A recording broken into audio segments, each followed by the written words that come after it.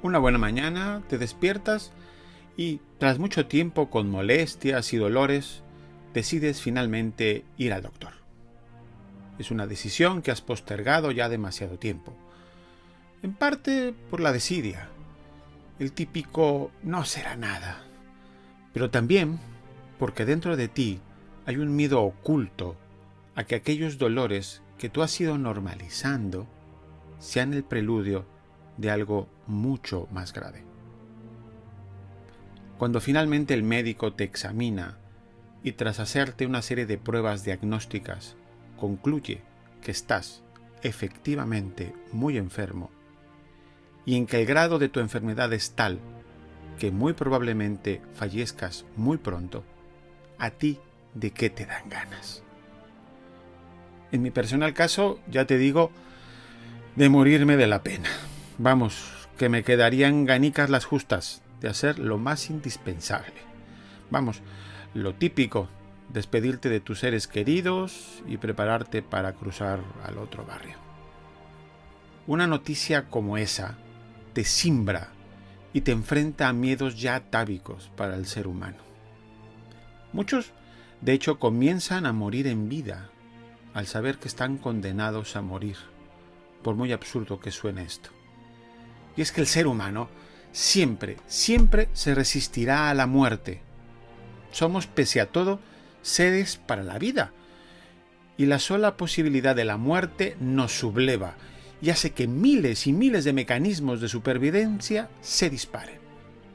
Entre estos mecanismos hay uno muy especial, y es la posibilidad de crear, dejar algo creado por ti, algo que nazca de ti y le hable al resto sobre ti. Es justo ahí cuando tu posible muerte física se relativiza en muchos sentidos, pues dejas en este mundo algo muy íntimo para tus semejantes que seguramente, y mientras haya quien lo escuche o lo vea, hará que no termines de irte del todo. Aquello que dicen de que una persona no muere mientras se le recuerde. Pero si ya tu manera de vivir es la creación profesional, cuando recibes una noticia tan terrible como la proximidad de la muerte, hace que aquellas obras que decides que sean tu adiós a este mundo estén cargadas de verdad, de una muy personal verdad. Nadie ante la certidumbre de la muerte necesita ya mentir o simular. ¿Para qué hacerlo? Así que estoy seguro de que ese grupo de obras que acompañarían tu partida serían muy, pero muy especiales.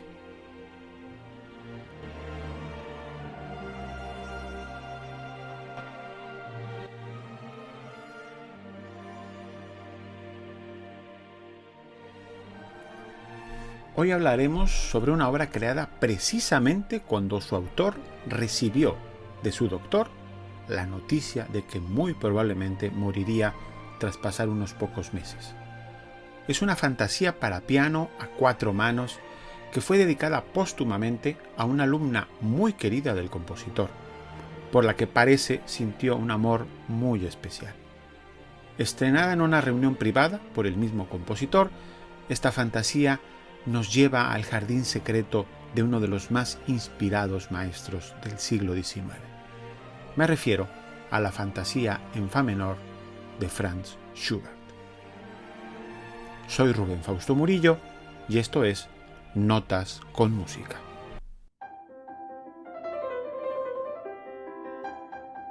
¿Qué tal, amigos de Notas con Música? Un gusto tremendo volver a estar en este podcast. Y bueno, vamos a empezar la temporada con una obra fantástica, sin lugar a dudas. La fantasía en fa menor para 4 manos de Franz Schubert, pues es una de esas grandes obras del siglo XIX. Una práctica, por cierto, muy común, la de las obras a 4 manos, sobre todo en el ámbito germano, en el siglo XIX. Varios compositores escribieron para esta combinación. Luego también tenemos obras muy conspicuas en el ámbito francés. Recordemos obras de Ravel o de Debussy. Pero ya a principios del siglo XIX, Schubert unas décadas después tenemos también unos valses hermosísimos de Johannes Brahms y otros grandes autores escribieron para esta combinación. Schubert, hacia 1828, que es el año de su fallecimiento, pues se enfrenta a un diagnóstico realmente terrible. Se hace examinar por un doctor muy notable en la Viena de su época, el doctor Ernst Rina, que le diagnostica como que tiene altos grados de intoxicación por mercurio. Cuando uno lee intoxicación por mercurio, pues indudablemente que se sorprende cómo es posible esa intoxicación. Y hay que recordar que el mercurio era el tratamiento habitual cuando se padecía sífilis.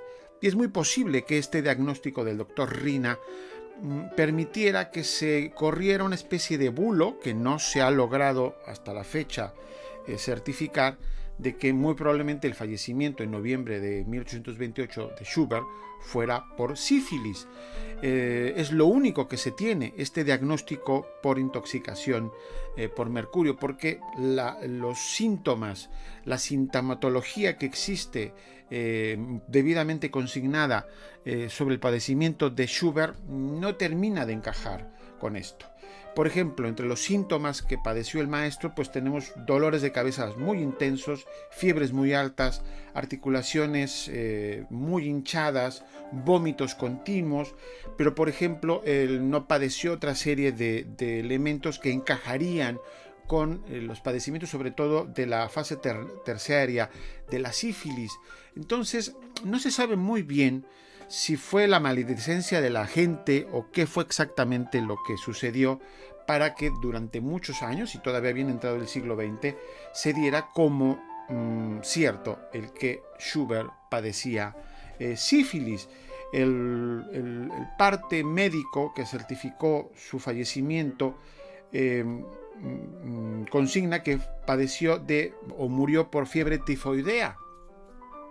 Ya en el siglo XX, en la segunda mitad del siglo XX, se hizo una revisión de toda esta sintomatología terrible que padeció el maestro y se llegó a la conclusión de que más que sífilis podría ser o salmonelosis o tifus inclusive. O sea, de cualquier manera, no era muy fácil lo que tenía que soportar Schubert hacia el final de su vida. También inclusive se habla de una tiroiditis de Hashimoto.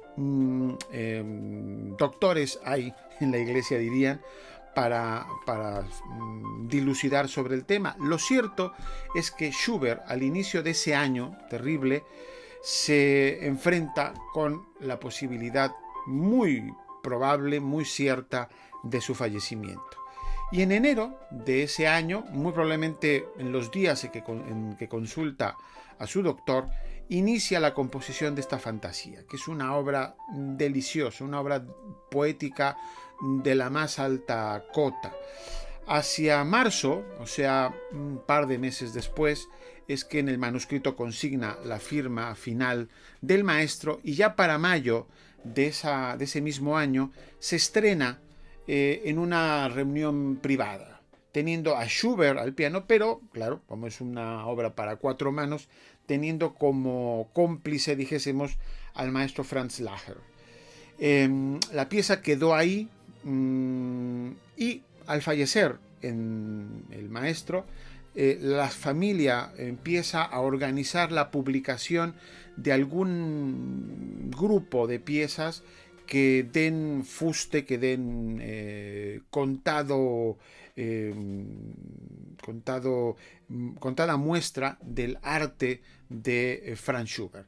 Y entre las obras seleccionadas está esta fantasía en fa menor, que se publica afortunadamente en marzo de 1829 por el compositor y editor Anton Diabelli.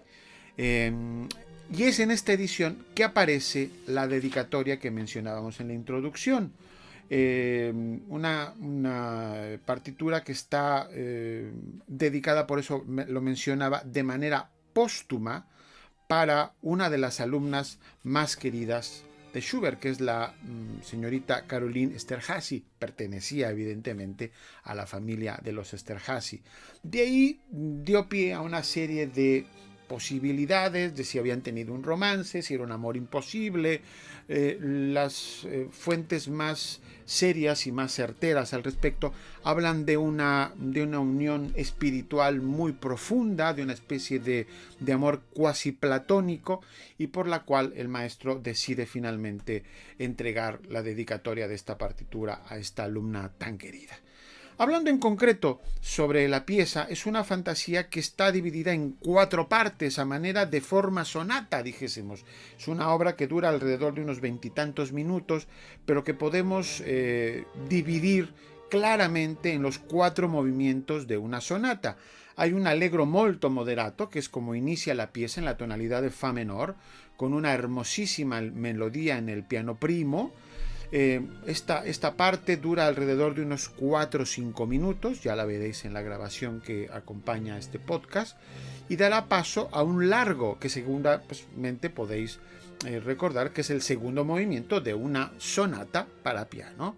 Es un movimiento contrastante que está perfectamente enlazado con el primero, en una continuidad perfectamente resuelta. Una vez pasado este largo, que recuerda mucho a la usanza de la escritura barroca, porque está escrito con puntillo, es una corchea con puntillo semicorchea, nos recuerda mucho estos lentos, estos largos a la francesa, realmente hermosos. Viene un scherzo, un allegro vivace que contrasta con el largo anterior para finalizar con una reprix, una reexposición que está marcada nuevamente en un allegro molto moderato, pero que veremos que está escrito de una manera muy ambiciosa, porque si bien escuchamos la melodía inicial, esta melodía poética, evocadora, casi nostálgica, luego Schubert inicia un tratamiento polifónico, inicia con una melodía nueva, un canon realmente muy interesante que le da una textura y un armazón realmente sorprendentes. Es una pieza que en su totalidad sobrecoge por la verdad, como decíamos en la introducción, de toda la pieza. Es una obra muy sentida, una pieza que cuando la escuchas no te deja indiferente desde el acompañamiento inicial.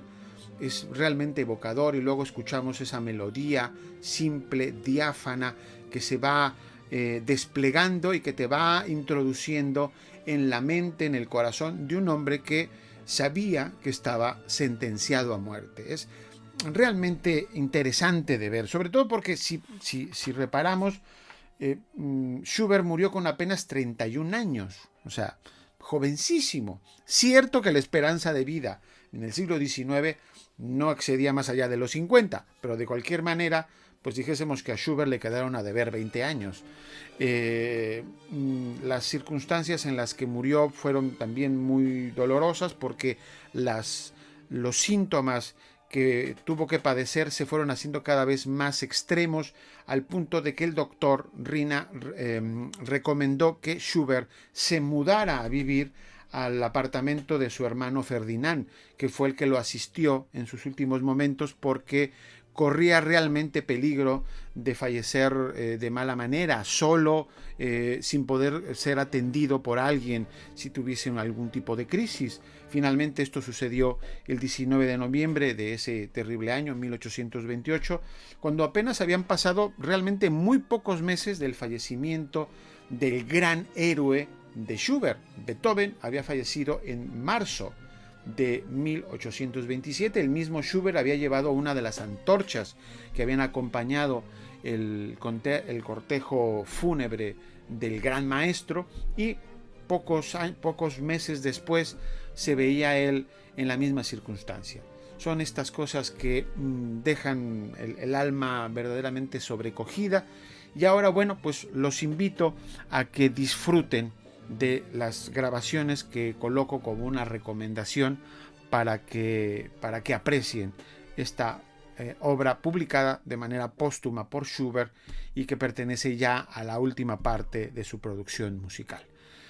Por el momento, pues les agradezco muchísimo su atención. Los espero en unas pocas semanas en una nueva Notas con Música. Muchísimas gracias y hasta luego.